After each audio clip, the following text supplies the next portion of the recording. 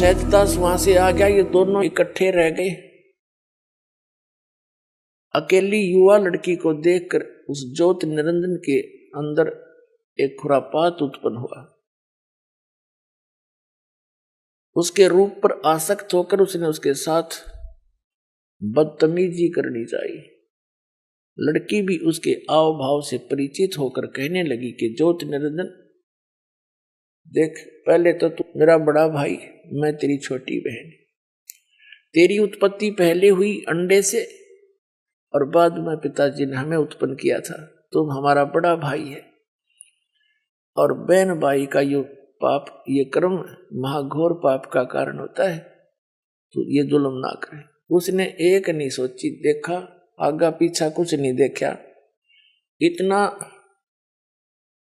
प्रभावित होगा वासनावश कि लड़की के साथ बदतमीजी करने की हद से बाहर पहुंच गया।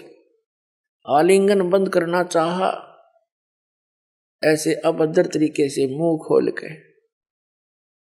उसको पता था कि यहां कोई आने वाला नहीं है, तो लड़की भी उसी बाप की बेटी थी, उसमें भी शक्ति थी। छोटा रूप बनाया, इसके मुख के माध्यम से पेट में पहुंच गई। अब वहां से पुकार करी कि पिताजी मेरी रक्षा करो, मेरी रक्षा करो। मेरे को काल ने अपने अंदर ग्रास लिया, मुझे कहीं स्थान नहीं मिला, इसलिए मैंने अपनी इज्जत की रक्षा के लिए इसके पेट में शरण ली है। तब परमात्मा ने अपने पुत्र जोगजीत का रूप स्वयं बनाकर और उसके पास प्रकट हो गए और कहा, ज्योति निरंजन सुन ले वचन परम पिता का। तूने इस सच्चे लोक में, सत्यलोक में यह गलती कर दी। ऐसी गलती करने वाला व्यक्ति इस अच्छे लोक में वो गंदा व्यक्ति नहीं रह सकता। और यहां से तुम निकल जाओ, दोनों के दोनों इस 21 ब्रह्मांड को लेकर। लड़की को, अष्टंगी को काल के पेट से बाहर निकाल दिया, नाखूनों से चीर के। पुणात्माओं, एक वचन शक्ति बहुत प्रबल है, इसके आगे यहाँ की साइंस कुछ भी नहीं है। वचन से और नाखून का तो बहाना होता है, जैसे जंतर मंत्र करते हैं कुछ, चाहे वो सींक उठा ले कोई, उसी से करते हैं, तो काम वो मंत्र नहीं करना होता है। तो लड़की बाहर आ गई, जैसे कहा ना पेट चाक कर दिया। तब जोगजीत रूप में खड़े परमेश्वर कबीर जी सत्यपुरुष ने कहा कि तुम दोनों यहां से निकल जाओ और जैसा तुमने किया अब अपना फल पाओ। ज्योति निरंजन तेने जुल्म किया है कि इस सच्चे लोक में एक लड़की के ऊपर बदनीयत की है, और जिसके कारण अब तू यहां रहने योग्य नहीं है। और उसको भी कह दिया कि तूने भी इसके ऊपर आसक्ता व्यक्त की है, तू परमात्मा के दिल से उतर गए हो और जाओ इसके साथ धक्के खाओ। तो इस ज्योति निरंजन ने फिर बहुत विनय करी कि मुझे यही रहने दे, बाहर ना निकाले जोगजीत, मेरी अर्ज कर दे परमात्मा से।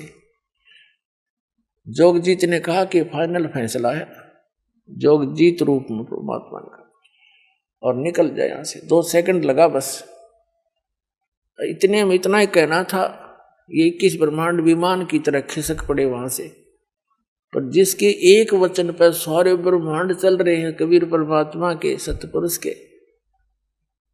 पूरे एक वचन से कि जाओ ऐसे ऐसे करो, ऐसे सब पदार्थों में गुण एक वचन से भर दिए, और वो अपनी क्रिया उस परमात्मा के वचन से कर रहे हैं। अब जैसे एक तोरी का बीज कैसा होता है, और उसको बीज देते हैं और उसमें क्या बन जाता है, फिर आगे क्या लगते हैं, क्या ये जादू नहीं? ये ब्रह्मांड ऐसे ही बना है परमात्मा ने, उसके वचन से ये सब पदार्थ कार्य कर रहे हैं, उनमें गुण भर दिए परमात्मा ने कि ऐसे से ऐसे तुम ऐसा होगा, ऐसा ही हो रहा है। हमारा माँ के पेट में शरीर बनता है, एक पानी की बूंद तो अंदर फैक्ट्री लगा रखी है, उस मालिक का आदेश ऐसे होगा। अरे देखो क्या बने हैं, कैसे सुंदर, कितने कितने मोड़, कहाँ कहाँ इसमें हाड न्यारे, चाम अलग से, रक्त अलग से, सब मलमूत्र की कोथली न्यारी न्यारी। कोई ये बना के देखा साइंस वाले किसी मटेरियल से, ऐसे उस परमात्मा का ही मटेरियल है, उससे ये अनुसंधान कर लेते हैं और भूल जाते हैं भगवान को। तो सब गुण उसी के दिए हुए हैं, उनका आदेश है ऐसे ऐसे होगा, इसके बाद ऐसे होगा, वो ही हो रहा है। अब परमात्मा ने सारा कुछ बनाकर सिर में दर्द नहीं रखा, विधान बना दिया, ऐसा करेगा उसको ऐसा होगा, ऐसा करेगा उसको ऐसा फल मिलेगा, इस बीज से ये होगा, इसमें ये गुण है, सभी पदार्थ बनाकर भेज दिए। और फिर विधान बना दिया कि ये मंत्र जाप करोगे तो इस तरह लाभ होगा, ये आपकी आपत्तियां टल जाएंगी। तो उस विधान से हम परिचित नहीं थे, जिस कारण से हम दुख पा रहे थे। अब वो विधान इस दास को बता दिया परमात्मा ने, और सरेआम कहने का आदेश दे दिया।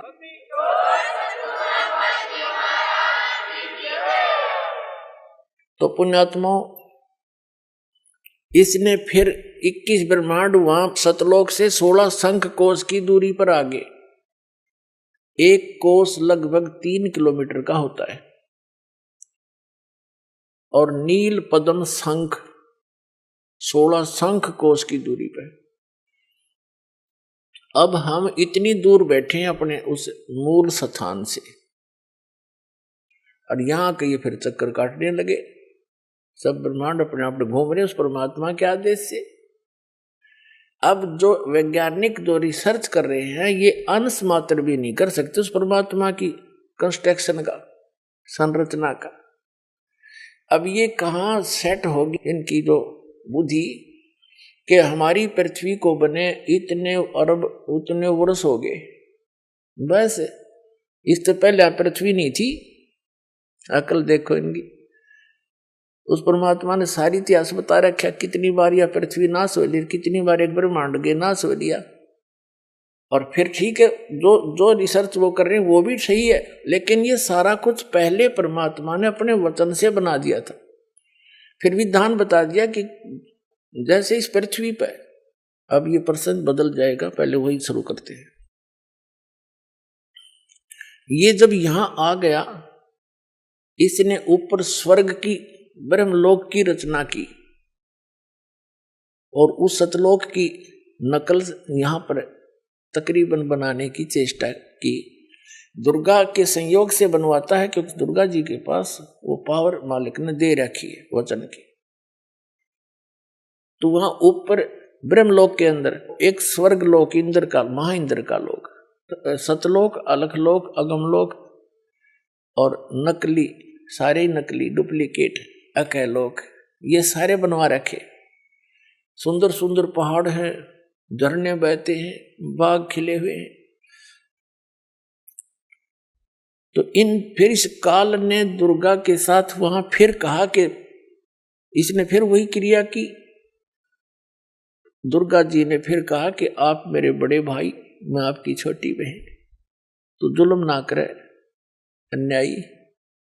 और दूसरा देख, पहले तू, अब मैं तेरे पेट से बाहर आई हूं, तेरी बेटी होगी, कोई तो नाता रख ले, तो जितने जीव कहेगा मैं उत्पन्न कर दूंगी। लेकिन इसने एक नहीं सुनी, अपने नख रेखा से भग कर ली ना। इसने अपने नाखूनों से स्त्री इंद्री लगाई उस दुर्गा के। पुण्यात्माओं, आप अध्यात्म मार्ग से बिल्कुल जो है अपरिचित है, भूले पड़े हैं। वचन की शक्ति बहुत जबरदस्त होती है, और ये छोटी मोटी साधना भक्ति करके ये सिद्ध पुरुष भी अपनी शक्ति भगवान से प्राप्त कर लेते हैं। और वो यहाँ पर ऐसे ऐसे चमत्कार कर देते हैं, जैसे एक सिद्धि सब सागर पीवे, एक सिद्धि जो बहुत जुग जीवे। एक अगस्त ऋषि ने सिद्धि प्राप्त कर ली थी, 10-20 वर्ष डले ढोकर 7 समुद्रों को एक चुल्लू में उठाकर और पी गया था। आज के वैज्ञानिक इस बात न मान लेंगे, साधन भी ना मानी, इनका तो दिमाग चल रहा है। जो भगवान से विरुद्ध बोलता है, भगवान को भूलकर बोलता है, उसकी बुद्धि चल चुकी है, ये समझ लेना। उसका दिमाग चला हुआ है, वो व्यक्ति श्रेष्ठ नहीं है। और फिर प्रार्थना की, उसने कुरला मार दिया, एज इट इज भर गए। ये 100 की 100 सत्य है, हमारे ना जच्चे तो भी सत्य है, क्योंकि हम बालक हैं, हमारी बुद्धि कति कंडम होली, अज्ञान सुनते सुनते हम तो हीट एंड ट्रायल मेथड पर सेट हो गए।